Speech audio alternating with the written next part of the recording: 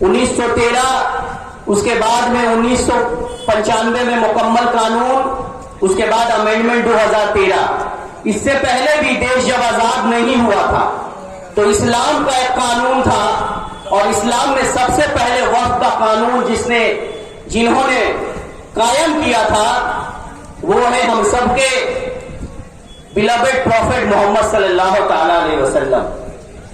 ان کے سمے میں 7 کھجور کے باغیچے ایک جیوس نے انہیں بیکیوت کیا تھا، ان کے حوالے کیا تھا مصطفیٰ صلی اللہ تعالی علیہ وسلم کے، اور انہوں نے اس 7 باغیچے کھجور کے عوامی فلاحی بہبودی کے لیے وقف کر دیا تھا، اور اس سے جتنے بھی پیسے آتے تھے وہ مسکین، یتیم، ان لوگوں کے تعلیم، ان لوگوں کے کام میں لگایا جاتا تھا۔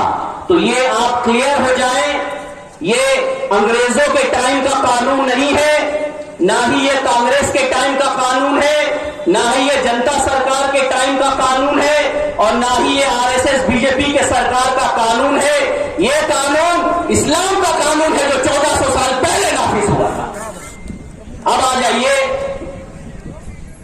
وقف کا قانون انگریزوں کے سمے میں آیا عمل میں، اور انگریزوں کے بعد، آزادی کے بعد ایک پختہ قانون ہندوستان کو ملا 1995 میں، جس کو کہتے ہیں وقف ایکٹ، جس کو انہوں نے ترمیم کیا ہے وقف امینڈمنٹ بل 2024 میں، اب 25 میں لایا ہے۔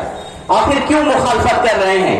بہت عام بھاشا میں آپ کو بتاؤں گا، آئینی بہت داؤ پیچ ہے، پر آئین میں بہت داؤ پیچ رہتے ہوئے بھی میں بہت آسان لفظوں سے آپ کو بات کرنا چاہوں گا۔ پہلا کلوز جو ہے وہ سمجھ لیں آپ، ایک چھوٹا سا کلوز پر بہت گھاتک ثابت ہوگا۔ ابھی تک جتنے بھی ہمارے وقف کے پراپرٹی ہندوستان میں ہے، کم و بیش 8 لاکھ ایکڑ، اس پہ جتنے بھی پراپرٹیز پہ گورنمنٹ کا دخل ہے، گورنمنٹ بیٹھی ہوئی ہے، وہ بنگال کی گورنمنٹ ہو، وہ دلی کی گورنمنٹ ہو، وہ تلنگانہ کی ہو، یا آندھرا پردیش کی ہو، بہار کی ہو، جھارکھنڈ کی ہو، تمام جتنے اسٹیٹ ہیں، جتنے یونین ٹیریٹری ہیں، جہاں جہاں وقف کی زمین پہ گورنمنٹ کے آفیسز ہیں، گورنمنٹ کے دفتر ہیں، جو 100 روپے ہی ہو، 150 ہی ہو، کرایہ تو دیتے تھے وقف بورڈ کو، آخر وہ کرایہ دار ہی تھے، مالک تو نہیں تھے۔ یہ قانون پاس ہونے کے بعد پہلے ہی دن سے وہ تمام جگہوں پہ جو گورنمنٹ نافذ تھی، وہ جگہ اب ہم لوگ کے ہاتھ سے نکل چکی ہے۔ سمجھ پا رہے ہیں آپ؟ سمجھا پا رہے ہیں میں؟ جس وقت پراپرٹی پہ گورنمنٹ کے دفتر تھے، گورنمنٹ کے عالیشان آفیسز تھے، وہ پہلے دن سے یہ قانون پاس ہونے کے بعد، جس کو ہم لوگ آج تک کہتے تھے کہ دیکھو یہ وقف کی زمین ہے، اس پہ سرکار نے اپنا دفتر بنایا ہے، دیکھو یہ وقف کی زمین ہے، اس پہ سرکار نے عالیشان اپنا آفس کھولا ہے۔ یہ قانون جس طرح امینڈمنٹ پاس ہو چکا ہے دونوں سدن سے، اب پہلے ہی دن سے گورنمنٹ جو اس پہ قبضہ کر کے رکھی تھی، کرایہ دیتی تھی، وہ سارے پراپرٹیز اب ہاتھ سے چلے گئے۔ اس کے لیے وروଧ کر رہے ہیں۔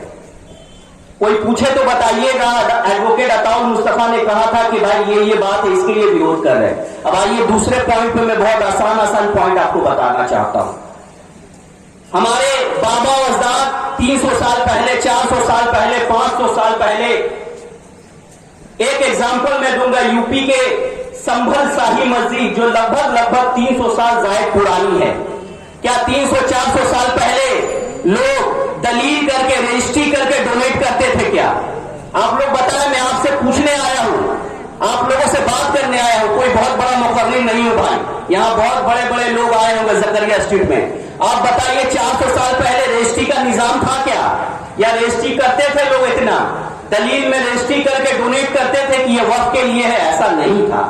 اس وقت کیا ہوتا تھا، جب مکمل ایمان رکھنے والے ہمارے مسلم بابا اجداد جب ان کی زمین ہوا کرتی تھی تو وہ اپنے محلے کے 2-4 لوگوں کو بلایا کرتے تھے اور انہیں کہتے تھے کہ فلاں شخص میری زمین وہاں پہ ہے، میری جائیداد وہاں پہ ہے، میری پراپرٹی وہاں پہ ہے، میری ملکیت وہاں پہ ہے، اس زمین کو درگاہ بنا دینا، اس زمین کو خانقاہ بنا دینا، اس زمین کو مدرسہ بنا دینا، اس زمین کو مسجد بنا دینا، اس زمین کو قبرستان بنا دینا، اور 2-4 لوگ گواہ ہو جاتے تھے اور اس کی زمین کو وقف کے لیے استعمال کرتے تھے۔ اسی کو وقف بائی یوزر کہا جاتا ہے۔ جو ابھی تک जितने वक्त की जमीन जिनके दलाइल नहीं है, वो मस्जिद के शकल में 300 साल 400 साल से नमाजें अदा हो रही है, उसको वक्त का यूजर कहते थे। और इससे पहले तक जो कानून था उसमें उन तमाम प्रॉपर्टी को संरक्षण दिया जाता था, उन तमाम जायदाद को संरक्षण था, वो वक्त के कैटेगरी में आते थे, वक्त के दायरे में आते थे। पर ये कानून पास होने के बाद अब चूंकि उन सब वक्त की दलीलें नहीं मिलेंगी, कागजात नहीं मिलेंगी, वो भी प्रॉपर्टी डिस्प्यूट हो जाएगी और डीएम के पास जाएगी, जिला शासक के पास, और जिला शासक उसको गवर्नमेंट की प्रॉपर्टी घोषित कर देगा। समझा पा रहा हूं मैं आप लोगों को? समझा पा रहा हूं? तो इस तरह आधा से ज्यादा प्रॉपर्टी निकल जाएगा। एक्चुअली में बात क्या है जानते हैं? इलेक्टोरल बोर्ड लाया गया है, इलेक्टोरल बोर्ड, जिसमें हजारों हजार करोड़ पूंजीपतियों ने चंदा दिया है आरएसएस बीजेपी को इलेक्शन लड़ने के लिए। तो उन लोगों को खुश तो करना होगा। गिव एंड टेक पॉलिसी है ना भाई। आपने चुनाव लड़ने के लिए बड़े बड़े पूंजीपतियों से हजारों करोड़ चंदे लिए हैं, तो आप उनको खुश कैसे करेंगे? खुश ऐसे करेंगे कि मुस्लिमों की प्रॉपर्टी है वक्फ की, उसे कानूनी शक्ल देके उसे छीन लिया जाएगा और पूंजीपतियों के झोले में डाल दिया जाएगा। बस इसीलिए इस कानून में चेंज किए गए हैं मेरे भाई। अब एक और क्लोज आप सुन लीजिए, बहुत घातक। आपकी प्रॉपर्टी है, आप उसके मालिक हैं, तो सरकार आपसे पूछ के डोनेट करवाएगी या आप खुद करेंगे डोनेट? आप अपने खुशी से करेंगे ना। बोला जाता है ना, मेरी प्रॉपर्टी है, मैं अपने बच्चे को भी नहीं दूंगा, यतीम खाने में दान कर दूंगा, ऐसा सुनते होंगे आप लोग। तो प्रॉपर्टी मेरी, मालिक मैं, मालिकाना हक मेरा। अब गवर्नमेंट बताएगी कि आप किसको डोनेट करेंगे, किसको नहीं। इसमें एक क्लॉज लाया गया है कि जो भी लोग मुस्लिम कौम अपनाते हैं उन्हें मिनिमम 5 साल मुस्लिम प्रैक्टिशनर होना चाहिए। अब ये आरएसएस के चड्डीधारी लोग ठीक करेंगे कि आप मुस्लिम हैं या हम मुस्लिम हैं। ये दिन और ये नौबत आ गई कि आरएसएस के चड्डीधारी लोग अब ये डिसाइड करेंगे कि आप इस्लाम प्रैक्टिस करते हैं कि नहीं, आप इस्लाम के मानने वाले हैं कि नहीं, आप इस्लाम के तहत चल रहे हैं कि नहीं। ये नहीं है, बल्कि वो चाहते हैं कि लोग डोनेट करना कम करें, लोग वक्फ को डोनेट करना कम करें, लोग मस्जिद मदरसों के लिए जमीन देना बंद कर दें। इसलिए 5 साल का प्रावधान लाया गया है। जो भी कन्वर्ट होगा उसके बाद उसे मिनिमम 5 साल जो है उसको इस्लाम धर्म अपना के उस पर चलना होगा। अब इस्लाम धर्म पे चलना क्या कहते हैं? इस्लाम धर्म पे चलना अब ये लोग सिखाएंगे। हम लोगों का यकीन है अल्लाह और अल्लाह के रसूल पे जो ईमान लाता है और ला इलाहा इल्लल्लाह मुहम्मदुर रसूलुल्लाह पे जो ईमान लाता है उसे हम लोग मुसलमान कहते हैं। भले ही कितना अमल है उसका कितना नहीं है ये अल्लाह पे छोड़ दिया जाता है ना। उसका अमल का किरदार मालिक तय करेगा, हम लोग तय नहीं करते हैं। पर दुनिया में बीजेपी के अमित शाह, योगी और नरेंद्र मोदी तय करने वाले हैं। अब ये इसीलिए लाया गया है कि लोग अपने प्रॉपर्टी को डोनेट ना करें, क्योंकि इन लोगों को डर है जिस तरह से वक्फ में लोग डोनेट कर रहे हैं। और खासकर इस जमाने में, कदीम जमाने में हमारे बाबा और दादा डोनेट करते थे, पर अभी के जमाने में मुझे बोलते हुए कोई गुरेज नहीं है कि हमारे सिख कौम, हमारे क्रिश्चियन कौम, हमारे गैर कौम के भाई अभी वक्फ में ज्यादा डोनेट करते हैं। उनका विश्वास है इस्लाम धर्म पे, वो इस्लाम धर्म के लिए कोई कब्रिस्तान के लिए जगह डोनेट कर देता है, कोई खानकाह के लिए कर देता है, कोई गांव में अगर जगह नहीं रहती है तो मस्जिद मदरसा के लिए कर देता है। जो अगर गांव के लोग यहाँ पे मौजूद होंगे तो वो भली भांति जानते होंगे मेरी बातों को कि वहां पे कोई भेदभाव नहीं होता है, भेदभाव वाली बात नहीं है। वहां पे एक शख्स में एक चटाई में सब खाना खाते हैं, गांव के तमाम मजहब के मजाहिब के लोग खाना खाते हैं। इसमें और एक प्रावधान लाया गया है जो पहले का सेक्शन 40 था। अजमल भाई, वक्फ एक्ट 1995 जिसको तरमीम की गई है, जिस एक्ट को, उसमें एक क्लॉज था सेक्शन 40, 40 धारा कहती थी, ये बीजेपी के लोग किरेन रिजिजू माइनॉरिटी मिनिस्टर भी कहते हैं कि अगर ये कानून नहीं लाया जाता तो पार्लियामेंट को भी वक्फ प्रॉपर्टी घोषित कर दिया जाता। कहा गया ना, کہ وقف بورڈ گورنمنٹ کا ہی ایک اسٹیٹوٹری باڈی ہے. وقف ایکٹ 1995 کے تحت ہی ہر اسٹیٹ میں وقف بورڈ بنائے گئے ہیں تاکہ وقف پراپرٹی کی سنرکشن ہو پائے, اور اسی تحت ان کے جو اعلیٰ ادھیکاری ہوتے ہیں, آفیسر ہوتے ہیں, وہ WBCS آفیسر ہوتے ہیں, سول سروینٹ, ریٹائرڈ ججز ہوتے ہیں, اس میں اسلامک اسکالرز ہوتے ہیں. گورنمنٹ اپوائنٹ کرتی ہے, ہم اور آپ اپوائنٹ نہیں کرتے ہیں. اس کو چلاتا کون ہے؟ گورنمنٹ چلاتا ہے. اگر اس میں کوئی خامیاں تھیں, جو کہ ہیں, ہم لوگ مانتے ہیں, تو خامیوں کو درست کرنا چاہیے تھا. سیکشن 40 کہتی ہے کہ کوئی بھی وقف پراپرٹی اگر ڈسپیوٹ ارائز ہوتا ہے, اگر اس میں ڈسپیوٹ ہوتا ہے, مان لیجیے یہ وقف پراپرٹی ہے, اس کے ٹیننٹ یا اس کے آس پاس کے کوئی آدمی اس پہ معاملہ کرتے ہیں کہ فلاں میرے لوگوں کا, میرے دادا پر دادا کا یہ جگہ تھا, اس کو زبردستی وقف کی گیا ہے, کوئی بھی طرح کا ڈسپیوٹ آتا ہے تو وقف بورڈ کے سمکھ وہ پہلے لایا جائے گا. وقف بورڈ اس کے کاغذات کو کھنگالے گی, دیکھے گی. وہاں بھی اگر ہیئرنگ کے بعد مطمئن نہیں ہے آپ, تو وقف ٹرائبونل میں آپ جا سکتے ہیں, وقف ٹرائبونل میں معاملہ چلے گا.